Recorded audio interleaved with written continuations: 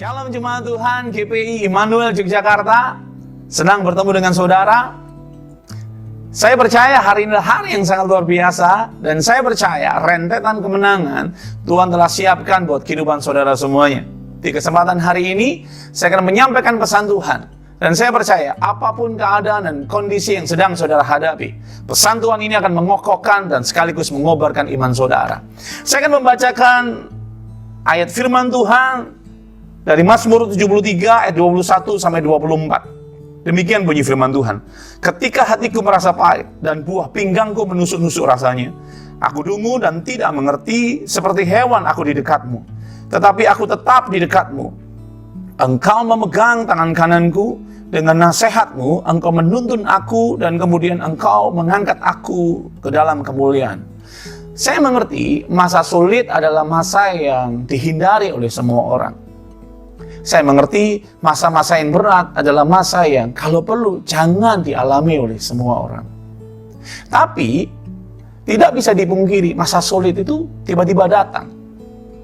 Dan pada saat masa sulit datang, tidak jarang kita akan merasa pahit.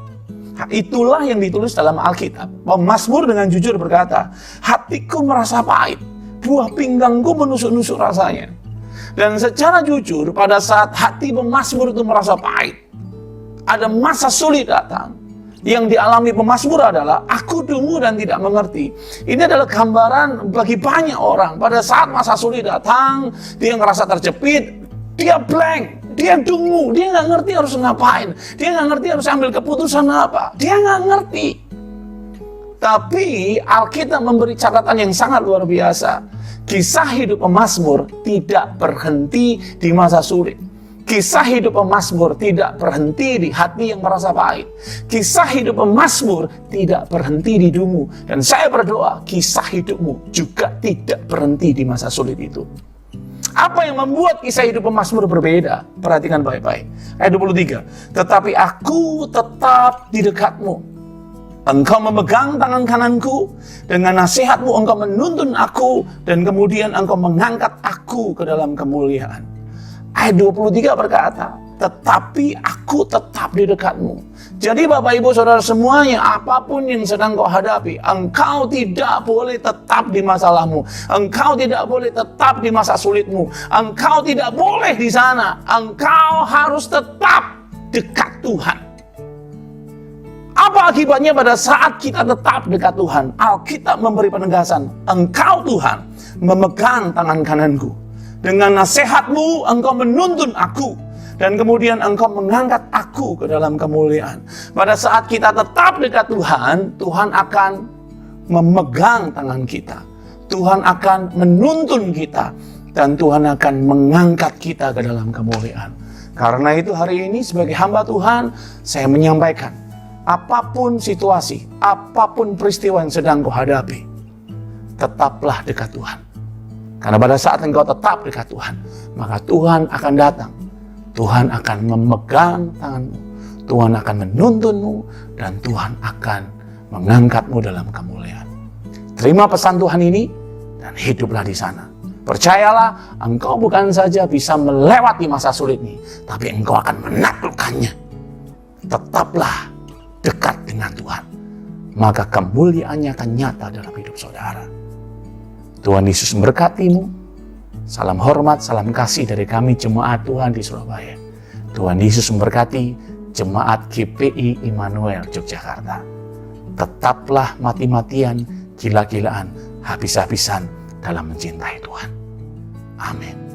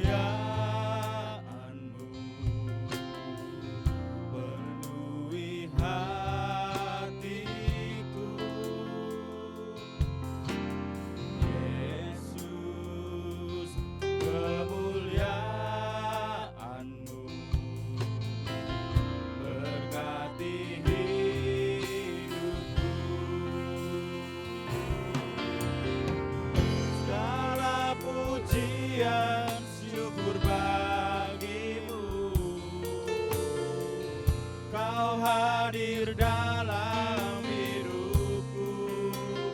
Kini ku datang sujud di hadapanmu, memujimu, menyembahmu. Yesus, ku menyembahmu.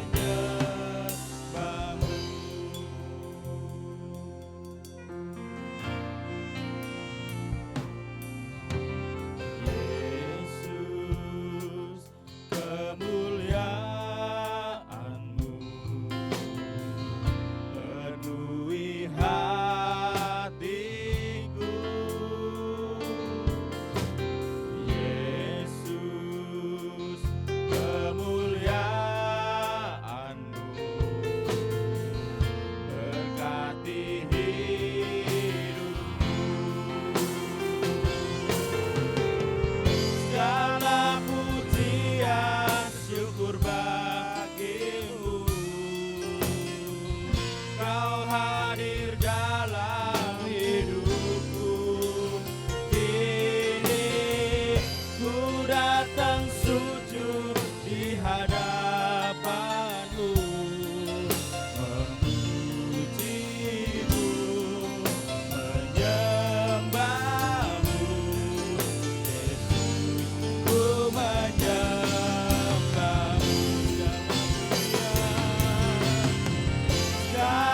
Segala pujian syukur bagimu, Kau hadir dalam hidupku. Kini ku datang sujud di hadapanmu, memujimu, menyembahmu. Yesus, ku menyembahmu. Segala pujian syukur bagimu, Kau hadir dalam hidupku. Kini ku datang sujud di hadapanmu, memujimu, menyembahmu. Yesus, ku menyembahmu.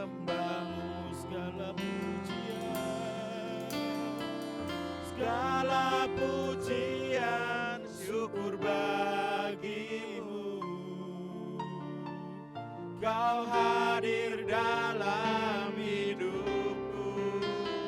Kini ku datang sujud di hadapanmu,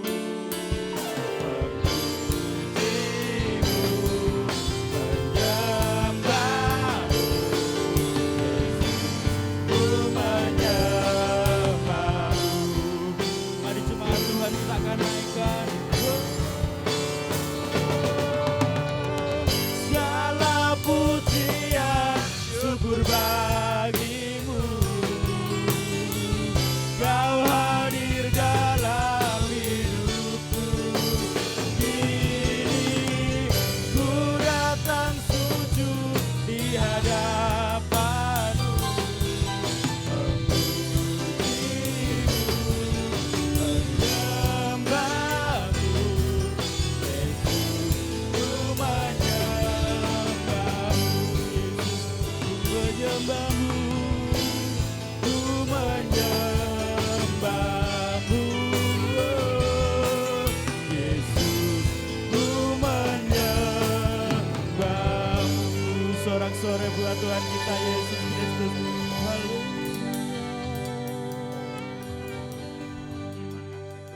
Haleluya, shalom Bapak Ibu Saudara-saudara yang dikasih Tuhan Yesus Kristus. Kita jumpa kembali di dalam ibadah raya pada minggu ini. Saya percaya saudara tetap antusias, saya percaya saudara tetap haus, lapar akan kebenaran firman Tuhan.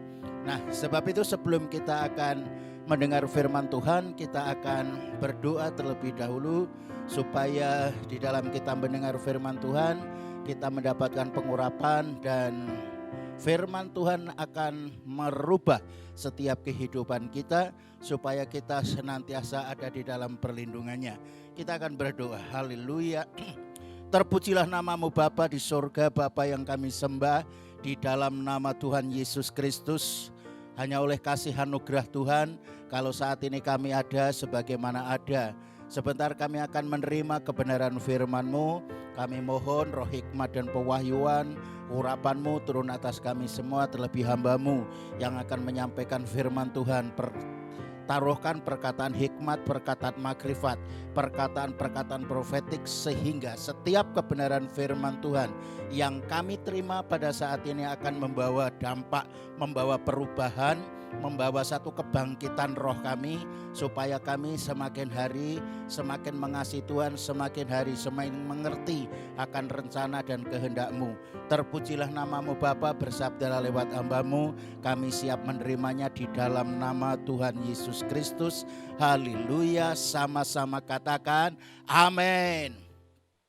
Seperti yang disampaikan oleh Pastor Rehendra tadi, bahwa supaya kita keluar dari masa rasa pahit, rasa penderitaan, masa-masa sukar, karena memang Tuhan tidak menghendaki anak-anaknya hidup di dalam kesusahan, hidup di dalam penderitaan. Karena itulah sebabnya pada hari ini saya akan menyampaikan kebenaran firman Tuhan, pentingnya menuruti firman Tuhan.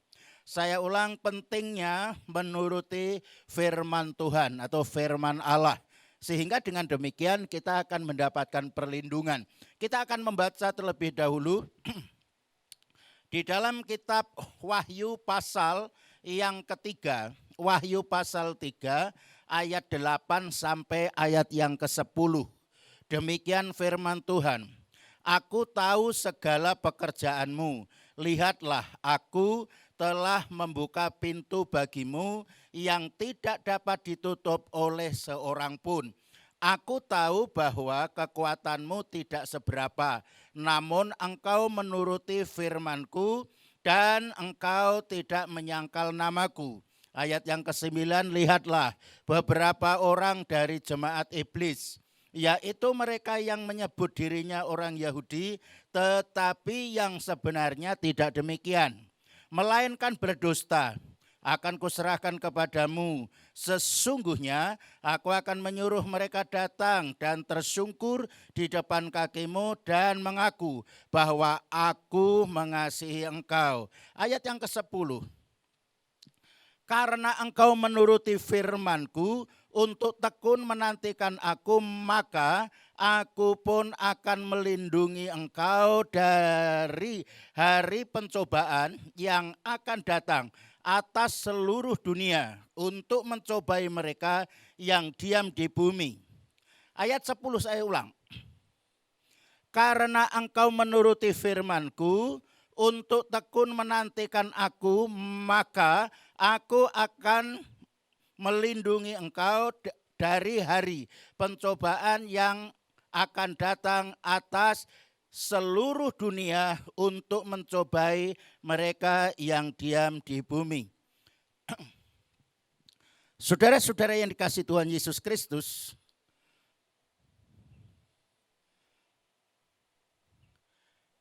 hari-hari ini kita sedang mengalami sebuah pencobaan.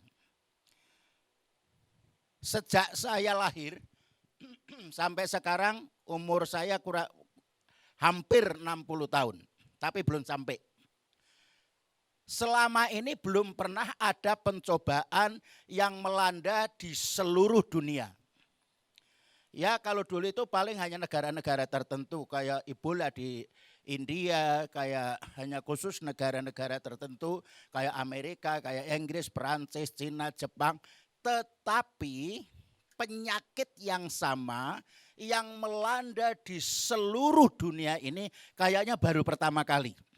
Namanya corona ini. Belum pernah terjadi selama kurun waktu selama saya hidup. Belum pernah terjadi. Enggak tahu kalau zaman-zaman kakek saya dulu. kayaknya juga belum pernah terjadi. Dulu ada istilah pagebluk, tetapi itu enggak menyampai seluruh dunia. Tetapi penyakit yang satu ini kayaknya sedang menggenapi firman Tuhan yang dinubuatkan oleh Tuhan Yesus melalui Rasul Yohanes. Bahwa ini benar-benar suatu pencobaan yang melanda di seluruh dunia. Kalau demikian betapa hebatnya Alkitab kita ini kebenarannya tidak perlu disangsikan. Dan masih ada banyak nubuatan-nubuatan yang lain yang sedang akan terjadi. Karena itu ada beberapa hal penting yang mau saya sampaikan kepada saudara. Karena ini firman ini berkata bahwa pencobaan ini akan terjadi atas mereka. Mereka ini siapa? Mari kita akan pelajari bersama-sama. Ayat yang ke-8, di sana dikatakan begini.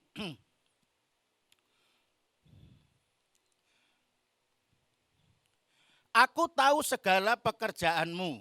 Lihatlah, aku telah membuka pintu bagimu yang tidak dapat ditutup oleh seorang pun.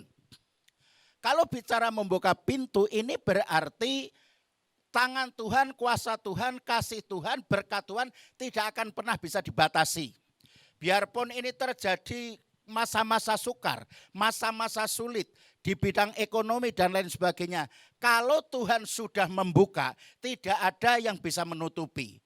Biarpun ini sedang terjadi masalah-masalah krisis, tetapi bagi kita anak-anak Tuhan, pasti Tuhan akan buka jalan. Oleh sebab itu, dalam masa-masa seperti ini kita tidak boleh menjadi orang-orang yang apatis. Kita tidak boleh menjadi orang hanya mau berserah, berserah dengan lunglai, dengan lemah, tidak. Tetapi saudara mesti berdoa, Tuhan akan buka jalan, ada ide-ide baru, ada terobosan baru. Nah, saya akan mengajak saudara untuk melihat beberapa hal. Yang pertama, dikatakan Tuhan tahu segala pekerjaan. Ada 7 jemaat di Asia Kecil, di sana selalu ada kalimat yang mengatakan aku tahu. Selalu ada kata-kata aku tahu dan aku tahu. Bahkan Alkitab berkata Tuhan itu yang maha tahu, selembar rambut yang jatuh dari kepala kita pun dia juga tahu. Nah, jadi Tuhan itu maha tahu siapa yang bekerja, siapa yang tidak bekerja, siapa yang malas, siapa yang harap-harap cemas, siapa yang punya iman, semua Tuhan tahu. Nah, dalam hal ini dikatakan bahwa Tuhan tahu setiap pekerjaan kita. Itu yang pertama. Karena itu saudara kita nggak boleh main-main hari-hari ini. Alkitab berkata Tuhan paling benci dengan si pemalas. Karena itu orang pemalas dikatakan lebih hebat, lebih jelek daripada semut. Nah, oleh sebab itu saya akan mengajak saudara. Hari-hari ini saudara harus melakukan pekerjaan-pekerjaan yang jauh lebih baik. Tidak boleh melakukan hal-hal yang tidak baik. Karena apa? Karena Tuhan akan selalu tahu pekerjaan kita dan setiap perbuatan kita harus kita pertanggungjawabkan pada penghakiman yang terakhir nanti. Nah, dengan perkataan kita akan dihukum, dengan perkataan kita juga akan diselamatkan. Dengan perbuatan kita juga akan mendapatkan upah sesuai dengan apa yang kita kerjakan. Nah, kemudian dikatakan bahwa Tuhan tahu kekuatanmu, kemampuan kita tidak seberapa. Ya, kita manusia memang terbatas. Kemampuan kita, kesanggupan kita, pikiran kita, semua serba terbatas. Tetapi ada 2 hal yang menarik perhatian Tuhan. Apa itu? Yang pertama, sekalipun kekuatanmu tidak seberapa, tetapi kamu menuruti firman-Ku dan tekun menanti. Nah, kata tekun di sini adalah bukan menanti Tuhan itu dengan apatis, tidak. tetapi menanti dengan antusias, dengan bekerja yang biasa, yang agresif, sesuai dengan pekerjaan kita masing-masing, sesuai dengan profesi kita masing-masing. Saudara harus bekerja dengan sungguh-sungguh. Apapun profesimu, apapun pekerjaanmu, apapun pelayananmu, saudara harus melakukan dengan sebaik-baiknya. Itulah sebabnya di dalam kitab Kolose pasal 3 ayat 23 di sana dikatakan, apapun juga yang kamu katakan dan kami lakukan, lakukanlah seolah-olah untuk Tuhan.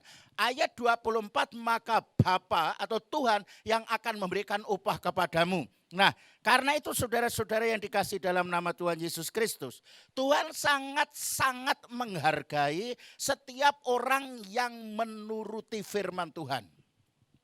Jadi begini maksudnya, setiap orang yang sudah bekerja dengan segala aktivitas sepanjang hari, bahkan mungkin ada tambahan, tetapi masih menyisihkan waktu, masih ada waktu yang dipakai untuk membaca firman Tuhan, masih dipakai waktu untuk berdoa, untuk menyembah. Inilah orang-orang yang sangat-sangat dihargai oleh Tuhan.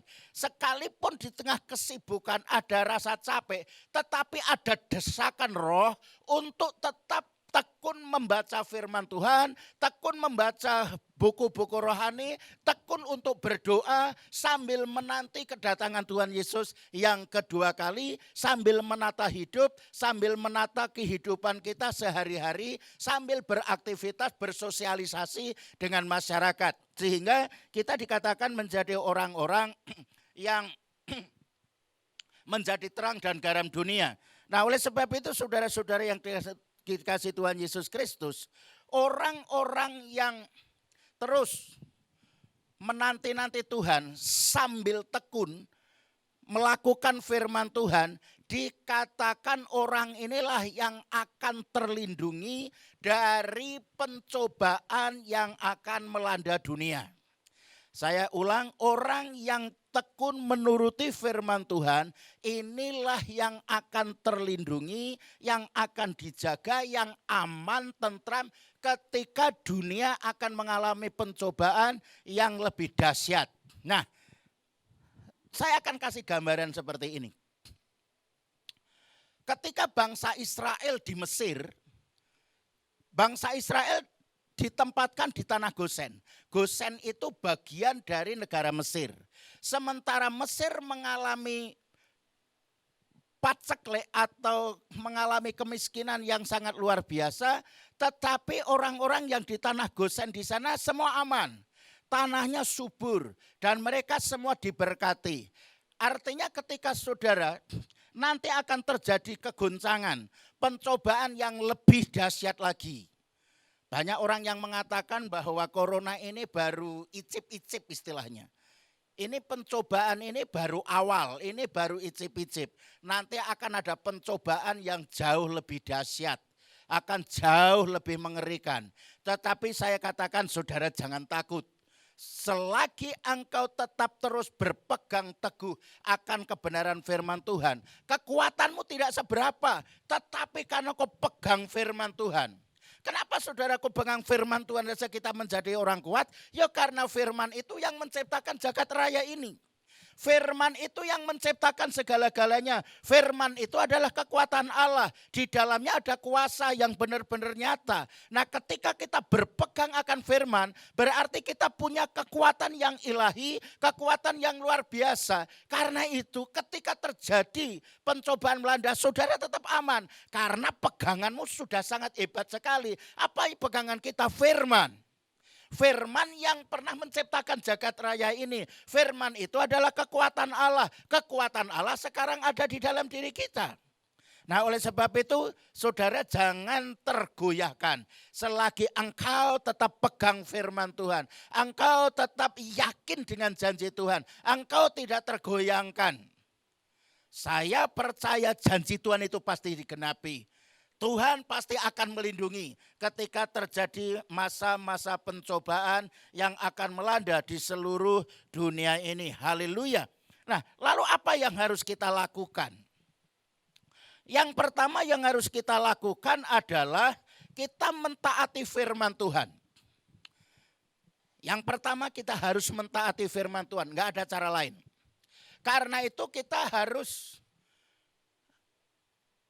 melakukan setiap apa yang diperintahkan oleh Tuhan. Karena itu Alkitab berkata, jikalau engkau mengasihi aku, kamu akan menuruti segala perintahku. Lalu pertanyaannya, kenapa Pak? Orang saya ini ketika saya mulai taat kepada Tuhan, begitu banyak pencobaan, ada banyak kesulitan yang saya hadapi. Saudara jangan heran. Pencobaan, kesulitan, masalah yang dialami oleh Tuhan Yesus yang mengantar Yesus sampai ke kayu salib itu adalah masalah. Tetapi karena terus dia belajar taat, dia setia, dia tekun, dia tetap berpegang firman Tuhan, maka dia selalu mendapat kekuatan. Saudara jangan heran, ketika engkau taat ada banyak masalah, ada banyak tantangan. Karena itu adalah cara-cara iblis untuk mengganggu, untuk menggagalkan rencana Tuhan. Tetapi saudara jangan takut, tidak ada ceritanya orang yang mentaati Tuhan menjadi kalah. Ketika saudara tetap mentaati firman Tuhan, Tuhan pasti akan membela, Tuhan akan menjaga, Tuhan akan melindungi, Tuhan akan memberikan keamanan. Karena prinsipnya begini, iblis itu sudah dikalahkan, segala perbuatannya sudah dibinasakan, bahkan maut dan alam maut pun sudah tidak berkuasa. Mengapa? Karena maut sudah ditelan dalam kemenangan, bahkan segala manifestasi maut pun sudah ditelan dalam kemenangan. Dan kuasa kebangkitan Yesus, kuasa kemenangan Yesus sudah diberikan kepadamu. Dan di dalam dirimu itu ada kuasa kebangkitan Yesus, ada kuasa kemenangan Yesus, yang mana kuasa kebangkitan Yesus itu sudah menelan maut dengan segala manifestasinya. Sehingga saudara enggak perlu takut, karena yang kau hadapi bukan iblis, hanya tipu dayanya. Saya ulang, hanya tipu dayanya. Dikatakan iblis itu seperti singa yang mengaum-ngaum. Mengaum-ngaum mencari orang yang bisa ditelan atau dilulur. Saya ulang, mencari orang yang bisa. Berarti tidak semua orang bisa. Siapa yang tidak bisa ditelan? Mereka yang berpegang teguh firman Tuhan. Mereka yang tekun menanti dengan Tuhan Yesus dengan antusias, dengan agresif, dengan semangat yang berkobar-kobar. Nah, karena itu ketika ada isu-isu yang menakutkan, yang mengerikan, saudara jangan terlalu fokus, jangan memikirkan, jangan mengikuti isu-isu yang mengerikan, yang menakutkan. Itu hanya akan mempengaruhi pikiran saudara, akan mempengaruhi fokus saudara kepada Tuhan. Ketika ada isu-isu yang tidak bagus, isu-isu yang menakutkan, mestinya saudara juga harus tampil sebagai singa dari Yehuda. Sama dengan Yesus Kristus. Itu adalah singa dari Yehuda. Caranya bagaimana? Deklarasikan firman Tuhan. Itulah sebabnya minggu yang lalu saya sampaikan firman Tuhan di dalam Lukas pasal 11 ayat 28. Siapa yang berbahagia? Mereka yang mendengar firman dan yang memelihara firman itu. Nah, ada begitu banyak orang yang mendengar firman Tuhan tetapi gagal memelihara. Karena itu paling sedikit ada 2 atau 3 ayat yang harus itu benar-benar saudara pelihara, saudara hidupi. Firman itu sampai hidup dan berkuasa. Sewaktu-waktu ada serangan musuh, firman itulah yang akan jadi senjata. Firman itu yang akan menjadi motivator. Firman itu yang akan memberikan kekuatan. Firman itu yang akan membangkitkan. Firman itu yang akan menjadi pedang roh. Karena itu harus ada firman minimal 2-3 ayat yang harus saudara pegang. Ketika saudara membaca ayat, ingat itu tiba-tiba ada suatu kekuatan. Firman itu betul-betul berkuasa. Firman itu benar-benar menjadi power di dalam kehidupan kita. Dan itu harus kita deklarasikan. Nah, seperti minggu-minggu yang lalu sudah saya sampaikan bahwa yang paling tidak saudara pahami adalah Wahyu pasal 1 ayat 7, 8, 17, 18. Aku yang awal dan yang akhir. ya, Alfa dan Omega, yang mati namun hidup untuk selama-lamanya, yang memegang kunci maut dan kerajaan maut. Aku yang ada, yang sudah ada, yang akan datang, dan yang maha kuasa. Itulah sebabnya Tuhan berkata jangan takut. Karena apa? Karena maut sudah ditelan dalam kemenangan. Prinsipnya begini gambarannya. Iblis, si penipu, si pembohong, si pencuri, si pembunuh, si pembinasa sudah ditangkap, sudah diikat, sudah dibelenggu, sudah dilumpuhkan, sudah dipenjarakan, sudah dikunci, dan kuncinya di tangan Yesus. Kalau Yesus yang sudah mengunci, tidak ada yang bisa membuka. Dan Tuhan gak akan mungkin membuka sembarangan. Karena itu seandainya dibuka untuk seluruh dunia, engkau tetap aman. Kata firman Tuhan yang saudara terima pada saat ini. Karena itu pentingnya kita mentaati firman Tuhan. Yang kedua, kita harus mendeklarasikan setiap kebenaran firman Tuhan yang kita terima pada saat ini. Sehingga dengan demikian ketika firman Tuhan yang terus kita deklarasikan, maka rohmu akan semakin berkobar-kobar. Rohmu akan semakin menyala. Engkau menjadi pribadi yang perkasa, menjadi pribadi yang kuat, menjadi pribadi-pribadi yang mampu mengalahkan tipu daya muslihat iblis. Apapun yang akan terjadi di sekelilingmu, di sekitarmu, bahkan kematian maut pun tidak akan pernah mendekati kepadamu, karena di dalam dirimu ada Alfa dan Omega, yang awal dan yang akhir, yang ada, yang sudah ada, yang akan datang, dan yang maha kuasa. Itulah Yesus Kristus yang kekal, yang menjaga melindungimu ketika akan ada pencobaan yang lebih dahsyat akan melanda di dunia ini. Namun engkau tetap aman dalam lindungannya yang maha kudus. Amin. Kita akan berdoa. Haleluya. Orana shitakana ya rapatakana ya ralamasanatakana. Urina shirapatakana ya ralamasinatakana ya ralam. Oh, hari ini Roh Kudus sedang membangkitkan. Roh Kudus sedang memotivasi. Roh Kudus sedang berkobar-kobar. Roh Kudus sedang menyala-nyala. Roh Kudus sedang mengaktifasi rohmu yang saat-saat ini engkau sedang menanti-nanti firman Tuhan. Engkau tidak boleh lengah. Engkau tidak boleh lemah. Engkau tidak boleh takut. Yang harus engkau sadari adalah engkau harus berpegang teguh kepada firman Tuhan. Sekalipun kekuatanmu tidak seberapa, karena engkau menuruti firman-Ku, kata Tuhan. Namun engkau tetap tekun melakukan kebenaran firman Tuhan. Ketika akan ada pencobaan melanda di seluruh dunia, engkau tetap akan dipelihara di dalam segala aspek kehidupanmu, keuanganmu, ekonomimu, kesehatanmu. Karena Dia yang awal, yang mengawal perjalananmu, yang akan mengontrol terus keadaanmu, situasi, suasana hati, keuangan, ekonomi, imanmu, rohanimu akan terus dikontrol oleh firman dan roh yang akan terus dibawa, diselaraskan dengan hati Bapa,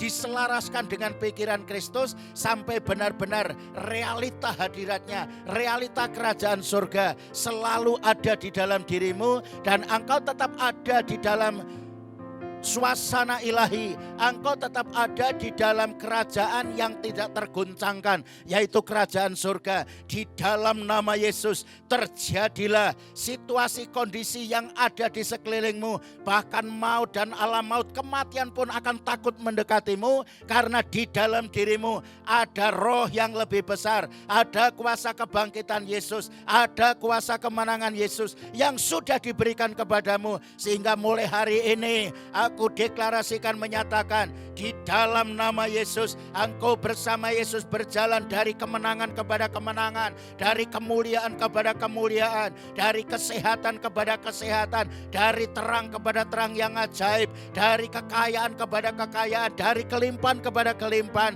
Karena hidupmu terus dipimpin oleh firman dan roh, berjalan di atas kebenaran firman Tuhan, hidup di dalam kasih karunia Bapa. Dalam nama Yesus terjadilah atas dirimu, atas keluargamu, mulai hari ini sampai selama-lamanya. Terpujilah namamu Bapa, Terpuji namamu Tuhan Yesus. Sungguh kami mengucap syukur atas selawatan-Mu kepada setiap kami yang mendengar firman Tuhan. Dimanapun anak-anak-Mu ada, dimanapun mereka yang mendengarkan, kami percaya ada lawatan Tuhan yang nyata. Dan kasih anugerah-Mu turun atas kami semua. Kami mengakhiri ibadah siang hari ini.